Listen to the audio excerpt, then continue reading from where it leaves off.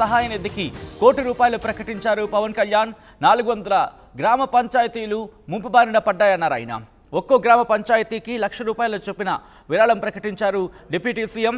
మొత్తం ₹4 కోట్ల గ్రామ పంచాయతీలకు పంపించాలని నిర్ణయించానన్నారు. తెలంగాణ సీఎం సహాయ నిధికి ₹1 కోటి విరాళం ప్రకటించారు ఆయన. వైసీపీ నేతలు కూడా జేబుల్లోంచి డబ్బులు విసరండి అంటూ చెప్పుకొచ్చారు పవన్ కళ్యాణ్. ఇంకా ఆయన ఏమన్నారు ఇప్పుడు చూద్దాం. పరిస్థితులు ఎదుర్కోవడానికి చాలామంది ఏమంటుంది, డైరెక్ట్ పంచాయతీల మీద ఏదైనా చేయమంటే నాకు ఒకటే అనిపించింది.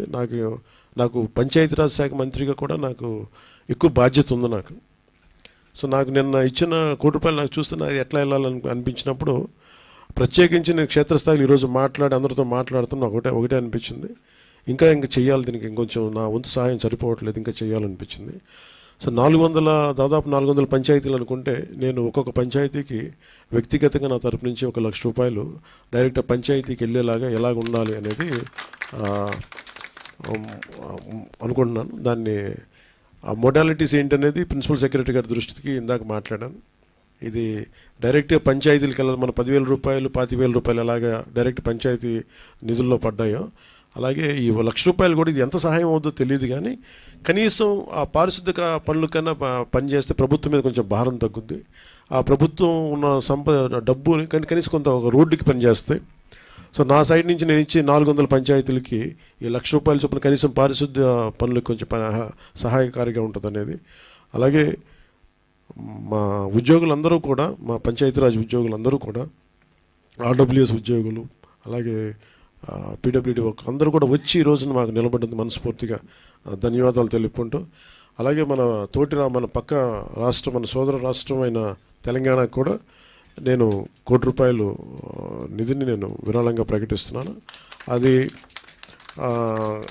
తెలంగాణ ముఖ్యమంత్రిగా మన గౌరవ ముఖ్యమంత్రి శ్రీ రేవంత్ రెడ్డి గారికి నేనే స్వయంగా అందజేస్తాను. ఎందుకంటే ఇది కష్టాలు వచ్చినప్పుడు మనందరం ఒకరికొకరు చేదోడు వాదోడుకుంటాం. ఇది తిట్టుకునే సమయం కాదు. అలాగే వైసీపీ నాయకులు కూడా నా విజ్ఞాపన ఏంటంటే, మీరు కూడా మీ జేబుల్లోంచి డబ్బులు తీసి, మాటలు కాకుండా డబ్బులు కూడా కొంచెం విసిరి, అంటే ఎవరు స్ఫూర్తి చేసినా పర్లేదు సార్, ఆయన చేసినా నేను చేసిన అట్లా కాదు. కానీ నా ఉద్దేశం ఏంటంటే, ఈ సమయంలో పిచ్చి మాటల కంటే కూడా బాధ్యతతో ఉన్న పనులు చాలా మంచిగా చేస్తాయి నా ఉద్దేశం. అందుకని ధన్యవాదాలు తెలియజేసుకుంటూ, పరిస్థితులు ఎదుర్కోవడానికి చాలామంది ఏమంటుంది, డైరెక్ట్ పంచాయతీల మీద ఏదైనా చేయమంటే నాకు ఒకటే అనిపించింది. నాకు పంచాయతీరాజ్ శాఖ మంత్రిగా కూడా నాకు ఎక్కువ బాధ్యత ఉంది నాకు. సో నాకు నిన్న ఇచ్చిన ₹1 నాకు చూస్తే నాకు ఎట్లా వెళ్ళాలని అనిపించినప్పుడు ప్రత్యేకించి నేను క్షేత్రస్థాయిలో ఈరోజు అందరితో మాట్లాడుతున్నా ఒకటే అనిపించింది. ఇంకా చెయ్యాలి, దీనికి ఇంకొంచెం నా వంతు సహాయం సరిపోవట్లేదు, ఇంకా చేయాలనిపించింది. సో దాదాపు 400 పంచాయతీలు అనుకుంటే నేను ఒక్కొక్క పంచాయతీకి వ్యక్తిగతంగా నా తరపు నుంచి ₹1,00,000 డైరెక్ట్ పంచాయతీకి వెళ్ళేలాగా ఎలాగ ఉండాలి అనేది అనుకుంటున్నాను. దాన్ని మోడాలిటీస్ ఏంటనేది ప్రిన్సిపల్ సెక్రటరీ గారి దృష్టికి ఇందాక మాట్లాడాను.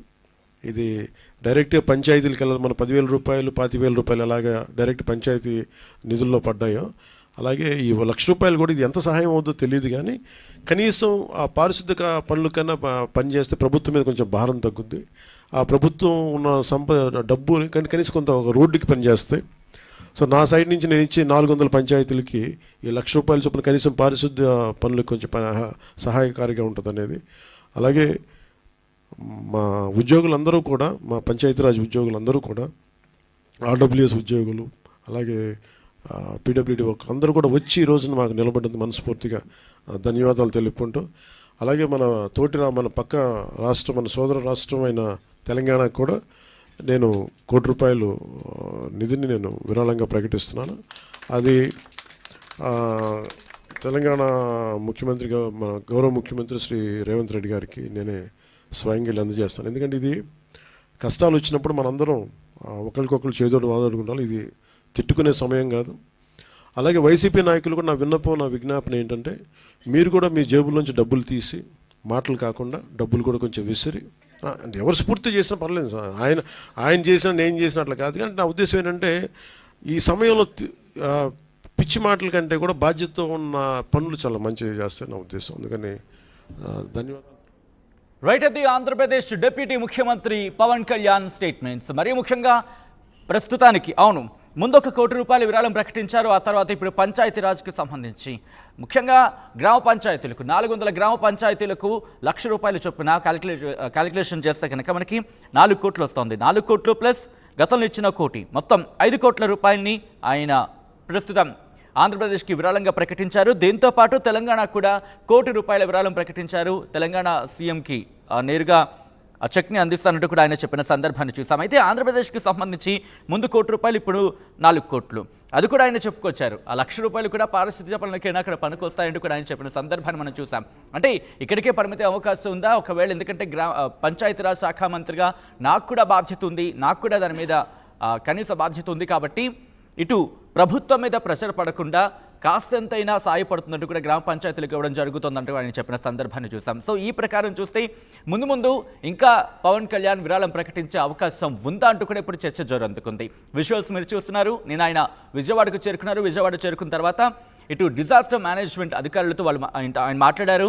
ఎందుకంటే ఇలాంటి విపత్తుల సమయంలో అక్కడ ఎటువంటి సినారియో ఉంది, ఆ డీటెయిల్స్ అన్ని కూడా ఆయన తెలుసుకునే ప్రయత్నం చేస్తారు. విజువల్స్ మీరు చూస్తున్నారు. ఇప్పటికే విమర్శలు వెల్లువెత్తుతున్న నేపథ్యం, వైసీపీ నాయకులు విమర్శలు వెల్లువెత్తుతున్న నేపథ్యంలో ఇప్పుడు ఆయన విరాళం ప్రకటించారు. విరాళం ప్రకటిస్తున్న నేపథ్యంలోనే కాస్త చురకలంటించిన సందర్భాన్ని కూడా మనం చూడొచ్చు. ఈ నేపథ్యంలో ఒకసారి విరాళాలకు సంబంధించి తెలుసుకునే ప్రయత్నం చేద్దాం. మా ప్రతినిధి కృష్ణమోహన్ అప్డేట్స్ అందించేందుకు లైవ్లో జాయిన్ అవుతున్నారు. కృష్ణమోహన్, ఆంధ్రప్రదేశ్ డిప్యూటీ ముఖ్యమంత్రి పవన్ కళ్యాణ్ గతంలో ₹1 ఇప్పుడు 4 కోట్లు, మొత్తం ₹5 కోట్ల ఆంధ్రప్రదేశ్ ప్రభుత్వానికి, ఇన్ఫాక్ట్ ఆంధ్రప్రదేశ్కి విరాళంగా ప్రకటించారు వరదల నేపథ్యంలో. ఇంకా ముందు ఇంకా ప్రకటించే అవకాశం ఉందా? డెఫినెట్ గా, అంటే ఆయన నిన్న ₹1 ఆంధ్రప్రదేశ్ రాష్ట్రానికి ప్రకటించారు. మరోవైపు పంచాయతీలకి 400 పంచాయతీలు పూర్తి కూడా దెబ్బతిన్నాయి. ఒక్కొక్క పంచాయతీ తన సొంత నిధుల్ని ₹1,00,000 దాకా ప్రకటించాలి అని అనుకుంటున్నారు. ₹1,00,000 ప్రకటిస్తే దాదాపుగా 4 కోట్లు అక్కడ అయ్యే పరిస్థితి ఉంది. మొత్తం ₹5 కోట్ల అతను ప్రకటించిన పరిస్థితి అయితే అవుతుంది. అయితే తాను ఒకటే చెప్తున్నారు, ఇది వైసీపీ నేతలు కూడా ఇప్పుడున్న పరిస్థితుల్లో మీరు స్వచ్ఛందంగా ఇస్తే ఇవ్వండి, లేదు అనుకున్నప్పుడు తారుపుతులు, అనవసరమైన మాటలు ఇవన్నీ కూడా పెద్ద ఇష్యూ కాదు.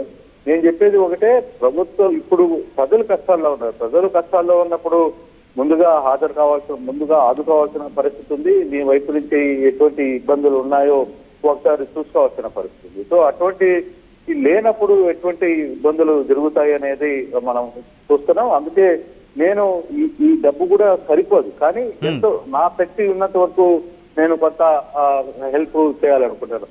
బాధితులు అంటే ఇప్పుడు విజయవాడ ప్రజలు పెద్ద ఎత్తున, ఆంధ్రప్రదేశ్ ప్రజలు దీనికి పెద్ద ఎత్తున స్పందిస్తున్న నేపథ్యంలో మీ పార్టీ తరఫున కూడా మీరు కూడా కొంత ముందుకు రండి అనేది ఆయన చెప్తున్నారు. అయితే ఇప్పుడు గతంలో కూడా నేను ఏదైనా విపత్తు వచ్చినప్పుడు వైసీపీ పార్టీని కూడా నేను ఇటువంటి విపత్తుల సమయంలో నేను చాలా బ్యాలెన్స్డ్ గానే మాట్లాడేవాడిని చెప్పితే ఎప్పుడు అత్యుత్సాహంగా మాట్లాడలేదు. నేను కూడా ఇప్పుడు రాజకీయాలు ఇక్కడికి రావాలి అనుకుంటే బేసిక్ గా నేను మరోవైపు ప్రజల్లో తిరిగితే అదొక సమస్యగా మారే పరిస్థితి ఉంది. కారణం ఏంటంటే తాను వరద ప్రాంతాల్లో తిరిగితే అక్కడ పూర్తిగా కూడా జరగాల్సిన పని కంటే కూడా వేరే సమస్య వచ్చే పరిస్థితి ఉంటుంది. కాబట్టి నేను ఆ వరద ప్రాంతాలకి రాలేకపోతున్నాను అని ఆయన క్లియర్ గా చెప్తున్న నేపథ్యం అయితే మనం చూస్తున్నాం. మరోవైపు చాలా క్లియర్ గా ఆయన కొన్ని విషయాలైతే ఇప్పుడు ప్రెస్ మీట్ లో చెప్పిన పరిస్థితి అయితే మనం చూస్తున్నాం.